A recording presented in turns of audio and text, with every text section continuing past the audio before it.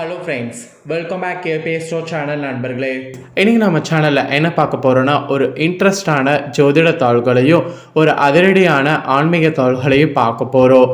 So அதனால் துலாம் ராசிக்காரங்க இந்த ஒரு வீடியோவை ஸ்கிப் பண்ணாமல் பாருங்கள்.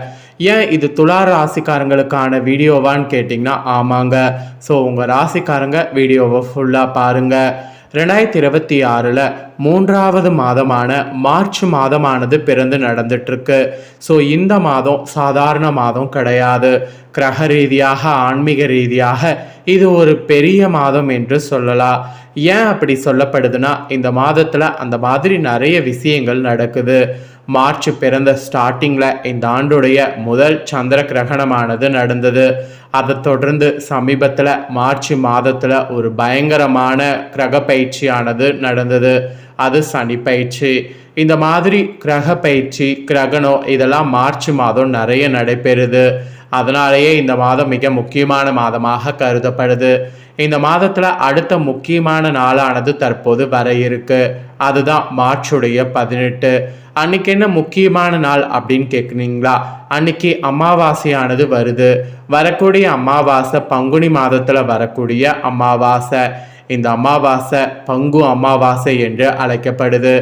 இந்த அமாவாசையில் நல்ல சக்திகள் நிறைய உருவாகுது. அதோடு கிரகங்கள் ஒன்றோடு ஒன்று சேர்ந்து நிறைய விதமான யோகங்களையும் உருவாக்குது. அதனால் ஒவ்வொரு ராசிக்காரங்களுக்கும் நேரமானது நெருங்கிக்கிட்டே இருக்குது. அந்த நேரம் அதிர்ஷ்ட நேரமாகவும் இருக்கலாம், ஆபத்து நேரமாகவும் இருக்கலாம். ஸோ அந்த நேரம் எந்த நேரம், அந்த நேரத்தை என்ன மாதிரி நீங்கள் யூஸ் பண்ணிக்கணும் அப்படிங்கிற ஒரு முக்கியமான தாள்களை தான் இந்த வீடியோவில் உங்கள் ராசிக்கு ஷேர் பண்ண போகிறேன். துலாம் ராசிக்காரங்க உங்கள் ராசிக்கு நேரம் எப்படி இருக்கு அப்படிங்கிறத தெரிஞ்சு அதற்கேற்ப நடந்து பயன்பெறுங்க. அதோடு இந்த அமாவாசை ரொம்பவே சக்தி வாய்ந்த அமாவாசைங்கிறதுனால இந்த அமாவாசையில் செல்வ வளம் அதிகரிக்க முக்கியமான ஒரு பரிகாரம் செய்யணும். அது என்ன பரிகாரம் அப்படிங்கிறதையும் சொல்ல போகிறேன். அந்த பரிகாரத்தையும் இந்த வீடியோவில் உங்கள் ராசிக்காரங்க தெரிஞ்சுக்குங்க. தெரிஞ்சு அதற்கேற்ப நடந்து பயன்பெறுங்க. முதல்ல இந்த அமாவாசையிலிருந்து உங்களுக்கான பலன்கள் என்ன கிடைக்கும் அப்படிங்கிறத பார்க்கலாம். அதாவது நேரம் என்ன மாதிரி நெருங்குது அப்படிங்கிற பலன்களை பார்க்கலாம். அதுக்கப்புறம் பரிகாரத்தை பார்க்கலாம். வாங்க. ஊன் உறக்கமின்றி கடுமையாக உழைக்கக்கூடிய துலாம் ராசியில் பிறந்த அன்பர்களுக்கு இந்த அமாவாசையிலிருந்து அனைவரையுமே அனுசரித்து செல்வதில் திறமையாக நீங்கள் செயல்படணும். இனி வரக்கூடிய நாட்கள் எடுத்த காரியம் அப்பதான் உங்களுக்கு கைகூடும். விரோதிகள் கூட நண்பர்களாக மாறுவாங்க. அதோடு மறைமுக எதிர்ப்புகள்லாம் உங்களுக்கு விலகும். பணவரவு உங்களுக்கு திருப்தி தரும். எல்லாத்துக்கும் மேலே கடன் விவகாரங்களில் எச்சரிக்கை தேவை. கடன் விவகாரங்களில் எந்த அளவுக்கு எச்சரிக்கையாக இருக்கிறீங்களோ அந்த அளவுக்கு உங்களுக்கு நல்லது. இல்லைன்னு வச்சுக்கோங்களேன், அதிகமாக உங்களுக்கு கெட்டது வர வாய்ப்பு இருக்குது. உத்தியோகத்தில் பொறுத்த வரைக்கும் உத்தியோகத்தில் இருப்பவங்க தொழிலில் முன்னேற்றம் காண்பீங்க. அப்புறம் தொழில் வியாபாரத்தில் இருக்கக்கூடியவங்களுக்கு போட்டிகள் குறையும். மெயினாக விரிவாக்க செய்வது தொடர்பான ஆலோசனைகளில் ஈடுபட்டிங்கன்னா அதுக்குண்டான பலன் கிடைக்கும். பயணங்கள் செய்கிறதன் மூலம் லாபம் கிடைக்க பெறலாம். ஸோ பயணங்கள் மேற்கொள்ளுங்க, லாபத்தை பாருங்க. மேல் அதிகாரிகள் வகைகளை உத்தியோகத்தில் நன்மை உண்டாகும். மேல் அதிகாரிகள் உங்களுக்கு கண்டிப்பாக பார்த்தீங்கன்னு வச்சுக்கோங்களேன், உங்களுக்கு நிறைய சப்போர்ட்டாக இருக்கிற மாதிரி உங்களுக்கு மேலே இருக்கிறவங்க உதவியாக இருப்பாங்க. ஸோ இந்த மாதிரி தான் உங்களுக்கு திறமைகளும் உங்களுடைய வாழ்க்கையில் அடுத்த கட்டத்துக்கு போகுவதற்கான ஒரு சில வாய்ப்புகளும் இந்த அமாவாசையில் நேரமாக உங்களுக்கு அமைகிறது.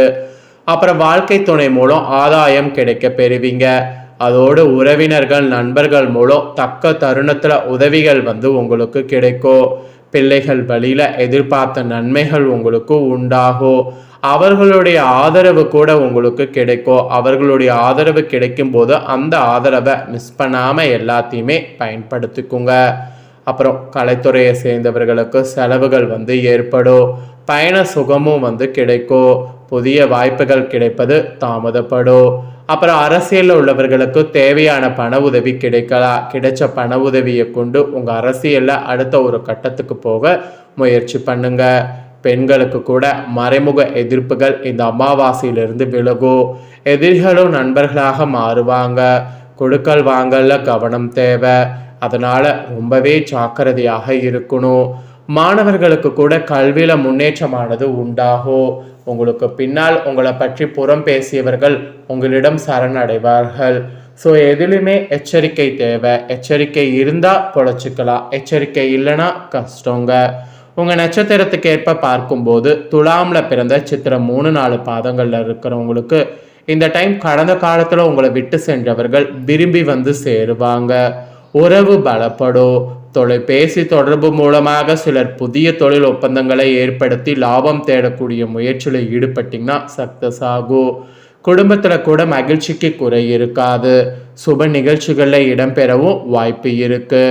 இது உங்கள் நட்சத்திரத்துக்கு ஸ்பெஷலாக சொல்லப்பட்டிருக்கு.